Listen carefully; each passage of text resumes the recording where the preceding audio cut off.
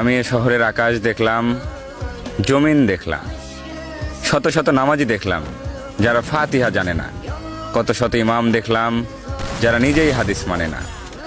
আমি এমন খাঁটি মুসলিমও দেখেছি যারা যৌতুকের টাকায় বিলাসিতা খুঁজে নেয়। আমি তোমার এমন ভক্তও দেখেছি যারা নিজের অসুস্থ বাবাকে বাসায় রেখে পীরের পায়ে তেল দেয়। এ শহরের কত কিছুর সাক্ষী আমি কি মাফ পাবো? যে কপাল তৈরি হয়েছিল সিজদার জন্য, সে কপালে আজও দাগ পড়েনি, তার জবাবে কি বলবো? এমনও ফজর যায়, জহর আসে, আসর পেরিয়ে মাগরিব ভাসে, আমি আজ বলতেই পারবো না এশা কাকে বলে। যে দেহ একদিন নিজের বিরুদ্ধে সাক্ষ্য দেবে, সেই দেহ আজ অন্য কেউ নিয়ন্ত্রণ করে। তাই আমি জানি না আমি ক্ষমা পাওয়ার যোগ্য কিনা।